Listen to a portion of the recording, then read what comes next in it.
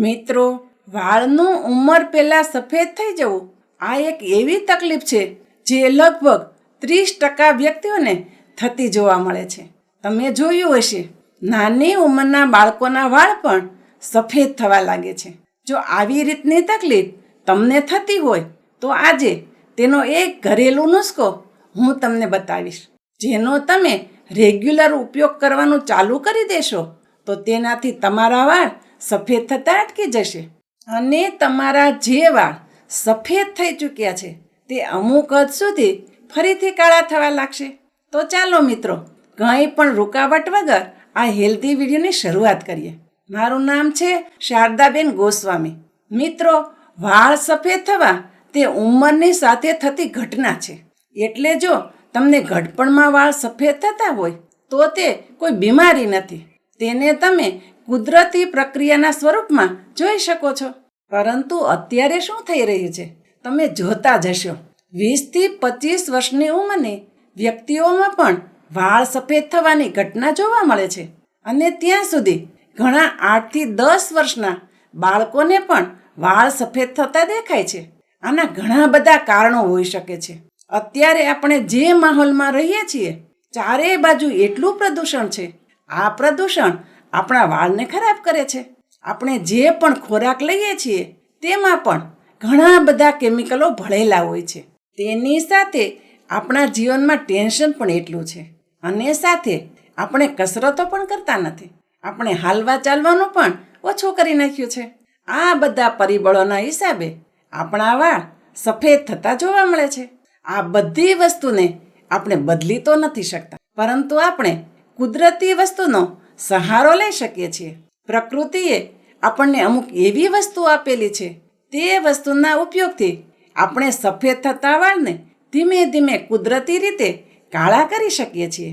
જો તમારી ઉંમર 40 અથવા 45 વર્ષથી ઉપર છે અને તમારા વાળ સફેદ થતા જોવા મળે છે તો તેવા કિસ્સામાં તમારા વાળ સફેદ થઈ ગયા છે.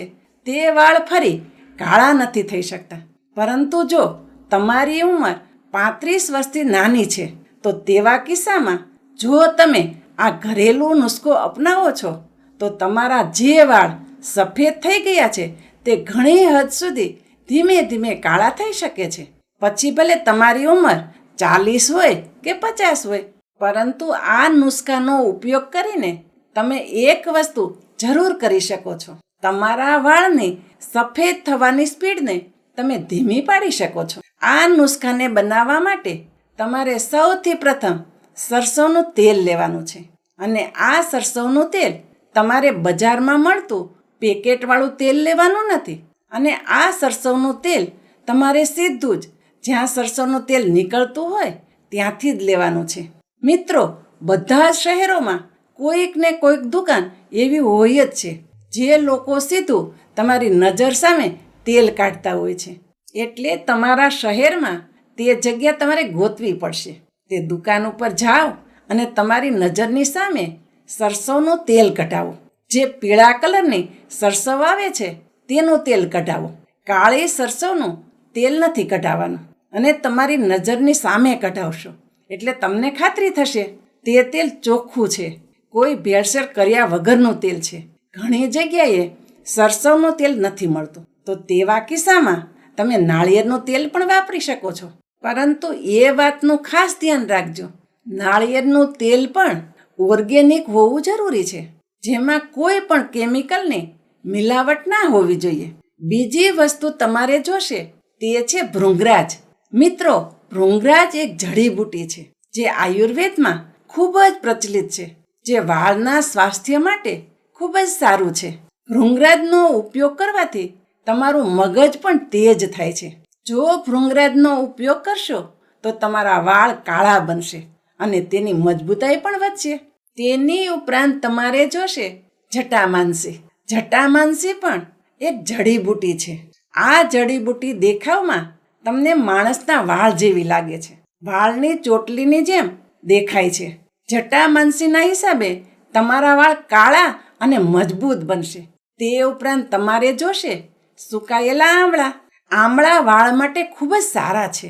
તમે બાળપણથી જ જોયું હશે, આમળાના તેલની જાહેરાતો ઘણી બધી જોવા મળે છે. આમળાનો રેગ્યુલર ઉપયોગ કરવાથી તમારા વાળ કાળા બની રહેશે. પછી ભલે તમે આમળા ખાઓ અથવા તો તેને વાળ ઉપર લગાડો. આમળાનો ઉપયોગ બધી જ રીતે સારો હોય છે. તે ઉપરાંત તમારે જોશે મેથી દાણા. મેથી દાણા પણ તમારા વાળ માટે ખૂબ જ સારી વસ્તુ છે. તેના હિસાબે તમારા વાળનો રંગ મેન્ટેન રહેશે. તો આ બધી વસ્તુને તમારે લઈ લેવાની છે. અને હવે હું તમને જણાવીશ આ નુસ્ખાને બનાવવાની રીત. તમારે 200 ml સરસવનું તેલ લેવાનું છે અને તેને કાચના જારની અંદર ભરી લેવાનું છે. અને હા, ખાસ કાચનો જાર જ લેવાનું છે. પ્લાસ્ટિકનો જાર લેવાનો નથી. પ્લાસ્ટિકનો જાર લેશો જ્યારે તે ગરમીમાં રહેશે તો પ્લાસ્ટિકના ખરાબ તત્વો તેલમાં મિક્સ થશે. અને પછી તમારે લેવાનું છે 20 ગ્રામ ભૃંગરાજ અને 20 ગ્રામ જટામાનસી, 25 ગ્રામ સુકાયેલા આમળા અને 25 ગ્રામ મેથીના દાણા લેવાના છે. તમારે ભૃંગરાજને નાના નાના ટુકડામાં તોડી લેવાના છે. તેવી જ રીતે જટામાનસીને પણ નાના ટુકડામાં તોડી લેવાનું છે. આ 2 વસ્તુને તમારે તેલની અંદર નાખીને રાખી દેવાની છે. બાકીની બંને વસ્તુમાં આમળાને તમે ખાંડણીમાં મીડિયમ પાવડર કરી નાખો. પછી તે આમળા પણ આ તેલમાં નાખી દો. મેથી દાણાને પણ ખાંડણીમાં મીડિયમ પાવડર કરી તેને પણ તમે આ તેલની અંદર નાખી દો. આ બધી વસ્તુ સારી રીતે તેલમાં ડૂબી જવી જોઈએ. પછી આ કાચની બોટલનું ઢાંકણું બંધ કરી આ તેલને તમે 10 થી 12 દિવસ સુધી તડકે રાખી મૂકો. 10 થી 12 દિવસ પછી આ તેલને એક લોખંડની કડાઈમાં નાખી દો. ધ્યાન રાખજો, કડાઈ તમે લ્યો તે લોખંડની જ હોવી જોઈએ. એલ્યુમિનિયમ અને સ્ટીલના વાસણનો ઉપયોગ નથી જ કરવાનો. અને ગેસની ધીમી આંચ ઉપર તેને રાખી મૂકો. ખાસ એ વાતનું ધ્યાન રાખજો, ગેસની આંચ ધીમી જ હોવી જોઈએ. તેમાં હળવા હળવા બબલ્સ થવા લાગે ત્યારે જ ગેસને બંધ કરી દેવાનો. બહુ જ ઉફાણા આવવા દેવાના નથી. અને પછી આ તેલને ઠંડુ થવા દો. ઠંડુ થયા પછી આ તેલને ગરણીની મદદથી ગાળી લ્યો અને આ તેલને એક કાચની બોટલમાં ભરી લ્યો. આ તેલને શરૂઆતમાં 1 મહિના સુધી વાળના મૂળ સુધી તમારે દરરોજ લગાવવાનું છે. 1 મહિના પછી તમે એકાત્રા લગાડવાનું શરૂ કરી દો. જે દિવસે લગાડો તેના બીજા દિવસે સવારે તમારે ઓર્ગેનિક શેમ્પૂથી વાળને ધોઈ લેવાના છે. તેની સાથે સાથે તમારે એ વાતનું પણ ધ્યાન રાખવાનું, જ્યારે પણ વધુ પ્રદૂષણવાળા વિસ્તારમાં જાઓ અથવા તો વધુ તડકામાં જાઓ ત્યારે તમારા વાળને ઢાંકીને રાખવાના છે. અને મને વિશ્વાસ છે તમે આ તેલનો રેગ્યુલર 1 થી 2 મહિના સુધી ઉપયોગ કરશો ત્યાં જ તમને તમારા વાળના ગ્રોથમાં અને વાળના કાળા કલરમાં સુધારો થતો જોવા મળશે. તમને ધીમે ધીમે દેખાશે તમારા સફેદ થતા વાળની સંખ્યા ઘટશે અને કાળા વાળની સંખ્યા ધીમે ધીમે વધવા લાગશે. અને તમારી ઉંમર નાની હશે તો તમારા વાળ ધીમે ધીમે સફેદની જગ્યાએ કાળા પણ થવા લાગશે. પરંતુ આ પ્રોસેસની અંદર તમારે ઓછામાં ઓછો 6 મહિના સુધીનો સમય જોશે. એટલે આ કોઈ જાદુઈ તેલ નથી જેનો ઉપયોગ આજથી કરવા લાગીએ અને કાલથી સફેદ વાળની જગ્યાએ કાળા વાળ ઉગવા લાગે. આખી પ્રોસેસમાં તમારા સફેદ વાળને ધીમે ધીમે અટકાવવામાં અને તેને ધીમે ધીમે કાળા વાળ થવામાં 6 મહિનાની ગણતરી તો રાખવી જ પડશે.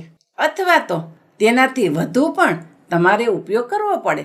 1 થી 1.5 વર્ષ સુધી પણ ઉપયોગ કરવો પડી શકે. પણ ઓછામાં ઓછા 6 મહિના તો તમે આનો ઉપયોગ કરજો જ. તમે ખુદ જ આનું રિઝલ્ટ જોઈ અને આગળ જતાં લાંબો સમય ઉપયોગ કરશો. મિત્રો, મને આશા છે આજનો આ વિડીયો તમને જરૂર પસંદ આવ્યો હશે અને આ વિડીયોમાંથી તમે કંઈક ને કંઈક નવું શીખ્યા હશો.